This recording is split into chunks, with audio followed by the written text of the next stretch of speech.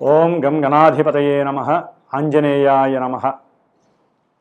ఓం మనోజవం మారుతతుల్య వేగం జితేంద్రియం బుద్ధిమతాం వరిష్టం వాతాత్మజం వానరాయూధముఖ్యం శ్రీరామదూతం శిరసా నమామి.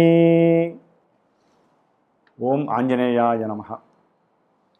వీక్షిస్తున్నటువంటి ప్రేక్షకులందరికీ కూడా అంతరిక్షంలో సంచరిస్తున్నటువంటి నవగ్రహాలు, అట్లాగే నక్షత్ర మండలంలో ఉన్నటువంటి సమస్త దేవతామూర్తులు కూడా మిమ్మల్ని ఆశీర్వదించాలని ఈ ఏప్రిల్ మాసంలో 1వ తేదీ నుండి కూడా 30వ తేదీ వరకు గ్రహ గోచారాన్ని మనం గమనించినట్లయితే ముఖ్యంగా మీనరాశిలో ఉన్నటువంటి శని భగవానుడితో ఏప్రిల్ 14వ తేదీ వరకు కూడా సూర్యుడు, అట్లాగే ఏప్రిల్ 2వ తేదీ నుండి కుజుడు, ఈ 3 గ్రహాలు కూడా మరి దాదాపుగా ఏప్రిల్ 15 వరకు కూడా పాపగ్రహ మిళితమై మీనరాశిలో ఉంటూ ఎంతో కొంతమంది రాశులకి ఈ యొక్క 3 గ్రహాల యొక్క యుతి మహాదోషప్రదంగా కనిపించేటటువంటి అవకాశం ఉంటుంది.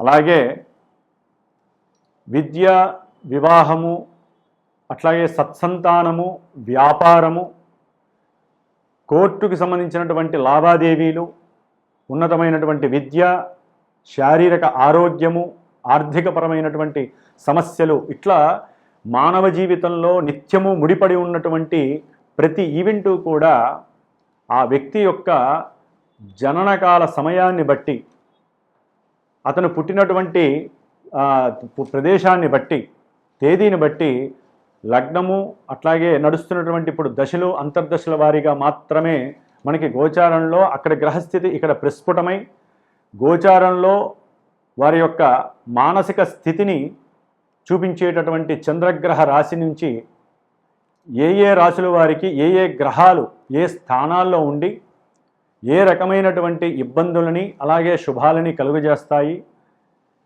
కొంతమందికి శుభాలు కలుగజేస్తాయి అనుకున్నటువంటి రాశుల వారికి చాలా ఇబ్బందులు ఎదుర్కొనే పరిస్థితులు కూడా కనిపిస్తూ ఉంటాయి. నాకు వచ్చేటటువంటి కొన్ని ఫోన్ల ద్వారా, నాకున్నటువంటి అనుభవం ద్వారా.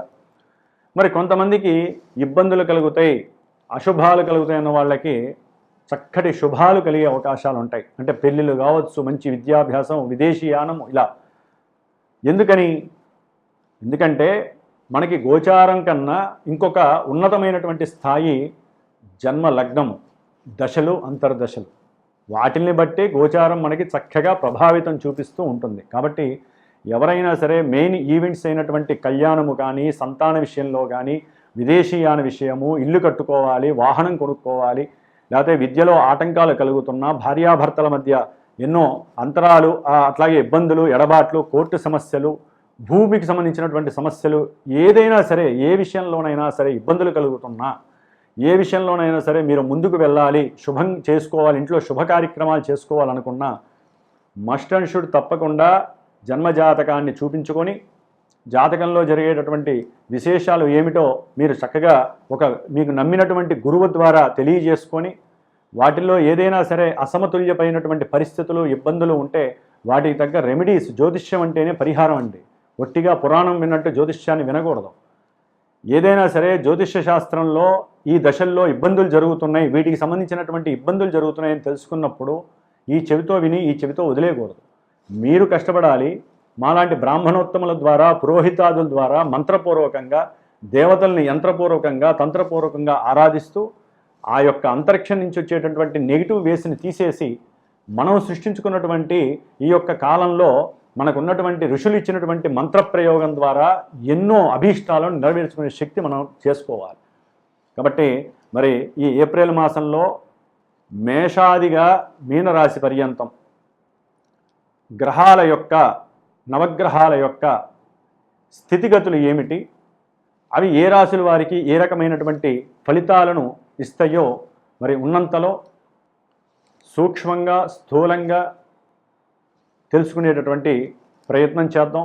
ప్రతి ఒక్కరూ కూడా ఈ నెలలో ఏప్రిల్ 2వ తేదీ నుండి మే 10వ తేదీ వరకు మీనరాశిలో సంచరించేటటువంటి కుజుడు, శని మహాపాపగ్రహాలు ప్రపంచానికి విపత్తుని, ప్రకృతిని పాడు చేసేటటువంటి వినాశకరమైనటువంటి ఇబ్బందుల్ని, ప్రకృతి లోపల భూమి మీద బతుకుతున్నటువంటి ప్రతి జీవరాశిని, అందులో మనం ఉన్నాము బుద్ధి కలిగినటువంటి వాళ్ళం, మరి మనకి కూడా ఎన్నో సమస్యలను కలుగజేసేటటువంటి పరిస్థితి ప్రకృతి ఇవ్వబోతోంది. కాబట్టి ప్రతి ఒక్కరూ తప్పకుండా శ్రీరామ రక్షా స్తోత్రాన్ని చదవండి. రోజు కుజుడికి శనికి సంబంధించిన స్తోత్రాన్ని నిత్యము కూడా చక్కగా 70 సార్లు, శనికైతే కనుక 190 సార్లు చదవండి.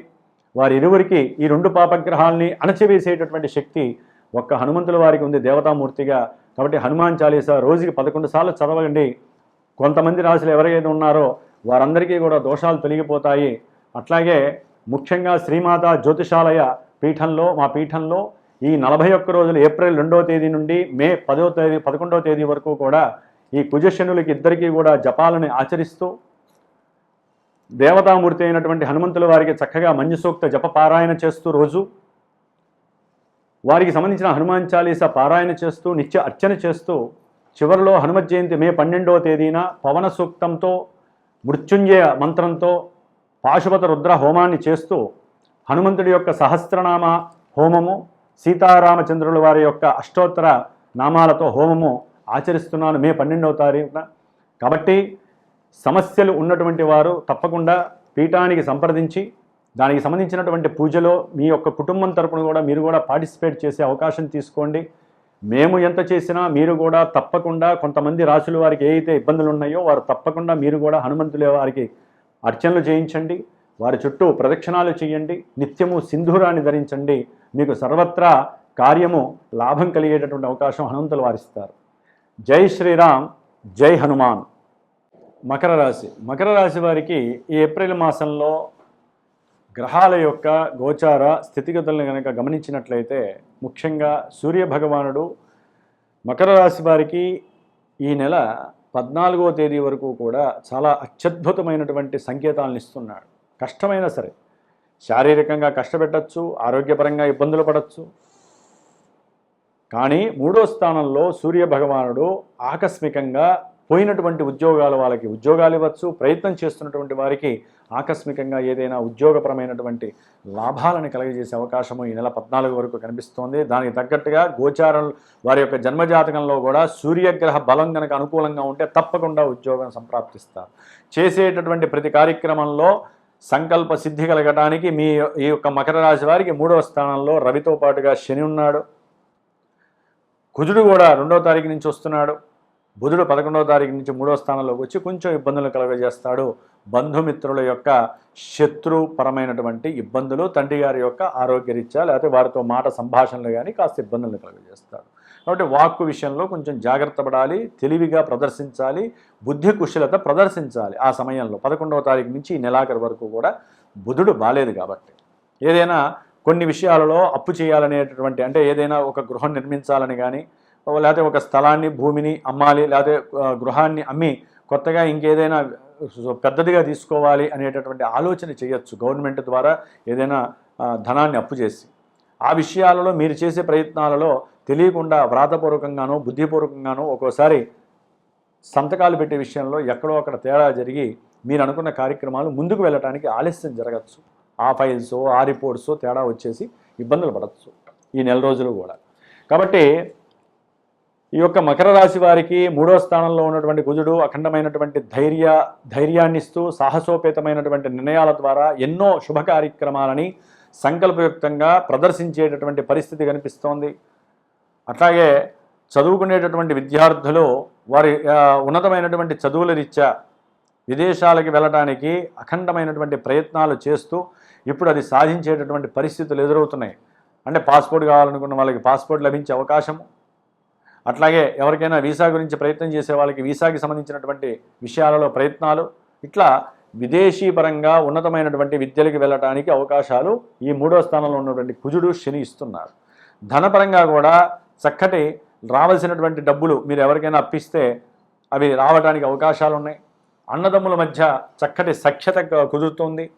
ఏదైనా సరే వీరికి పోట్లాట్లుండి, తగువులుండి, ఏదైనా భూపరమైనట గృహ సంబంధమైనటువంటి విషయాల యందు మానసిక స్పర్ధలు మొన్నటిదాకా అనుభవించుంటే, కుటుంబంలో గొడవలు అయి ఉంటే కనుక అవన్నీ కూడా కొంచెం రూపుమానుకొని ఇరువురు సంకల్పయుక్తంగా మాట్లాడుకునే అవకాశం కనిపిస్తోంది. అయితే ఇక్కడ కుజుడు శని కాస్త ఇద్దరి యొక్క సంబంధం మంచిది కాదు. అది ఎంతవరకు ఉంటుందో తెలియదు. కాకపోతే ఏంటంటే కొంచెం రెక్లెస్గా ఉంటుంది. నాకు 10% ఎక్కువ ఇస్తేనే నేను సంతకం చేస్తానను, అదే గొడవ వదిలిపోతున్నాను, ఇట్లా ఎక్కడో అక్కడ ఆర్థికపరమైనటువంటి విషయాల్లో, మాటల్లో, సంభాషణలో కొంచెం తేడా ఉంటుందే కానీ కార్యం సఫలీకృతం అవడానికి ఎక్కువ అవకాశాలు ఉన్నాయి. అయితే 6లో ఉన్నటువంటి గురుడు ఈ మకర రాశి వారికి వీరు అనుకున్నటువంటి ఉద్యోగ ప్రయత్నాలలో కొంతవరకు ముందడుగు తీసుకెళ్లే అవకాశం కనిపిస్తోంది. అట్లాగే కాస్త దూర ప్రయాణాలను కూడా ఉద్యోగరీత్యా కాస్త వీరు ప్రయాణాలు ఎక్కువగా చేస్తూ ఉండటం వలన అలసత్వము, శారీరకంగా దృఢత్వం తగ్గేటటువంటి పరిస్థితులు కూడా కనిపిస్తూ ఉంటాయి మకర రాశి వారికి. చివరికి ఇంట్లో పూజ చేసుకోవాలనుకున్నా కూడా మానసికంగా వీరికి సంకల్పం ఉన్నా చేసేటటువంటి పరిస్థితి ఆయన ఇవ్వట్లేదు గురు భగవానుడు.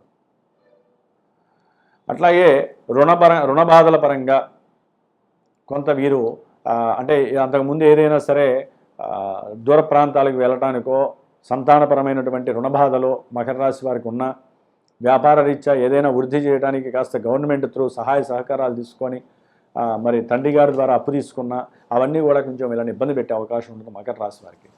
ద్వితీయంలో ఉన్నటువంటి రాహువు, అష్టమంలో ఉన్నటువంటి కేతువు సొంత నక్షత్రాల్లో ఉండటం వలన వీరికి కుటుంబపరంగా, ఆర్థికంగా కోరినటువంటి కోరికలు తీరేటటువంటి విషయంలో కానీ, నేత్రపరమైనటువంటి సమస్యలు కానీ, రాజకీయ నాయకులకు కానీ, క్రీడాకారులకు కానీ, లేకపోతే ఎవరైనా సరే గవర్నమెంట్ పరంగా జాబ్ హోల్డర్స్ ఉన్నారో వారందరికీ కూడా తీవ్రమైనటువంటి కష్ట నష్టాలు కలగడానికి రాహుకేతువులు సహకరిస్తున్నారు. కాబట్టి వీరు ఈ నెల రోజులు సుబ్రహ్మణ్యేశ్వరుడు యొక్క అనుగ్రహాన్ని పొందండి, వారి యొక్క అష్టోత్తరాన్ని ప్రార్థన చేయండి. గణపతికి నిత్యము కూడా గణపతిని సంకల్పయుక్తంగా ప్రార్థన చేసుకుంటే మీకు శుభం కలుగుతుంది. ఏదేమైనప్పటికీ కూడా ఈ యొక్క మకర రాశి వారికి ఈ నెల రోజులు కూడా గ్రహస్థితి కొంచెం అనుకూలంగా ఉంది. చతుర్థంలోకి ఈ నెల 15 తర్వాత రవి రావడం ద్వారా వాహనపరమైనటువంటి తీవ్ర ఇబ్బందులు కలిగే అవకాశం ఉంటుంది. అట్లాగే ఏదైనా గృహము, వాహనము కొనేటటువంటి ఆలోచన ఉన్నటువంటి పరిస్థితులు వాళ్ళు ఈ సమయంలో చేయడానికి ఆకస్మికంగా కొన్ని నిర్ణయాలు తీసుకుంటారు. దాని ద్వారా కూడా కొంత అనుకూలంగానే ఉంటుంది, కంగారు పడాల్సిన అవసరం లేదు.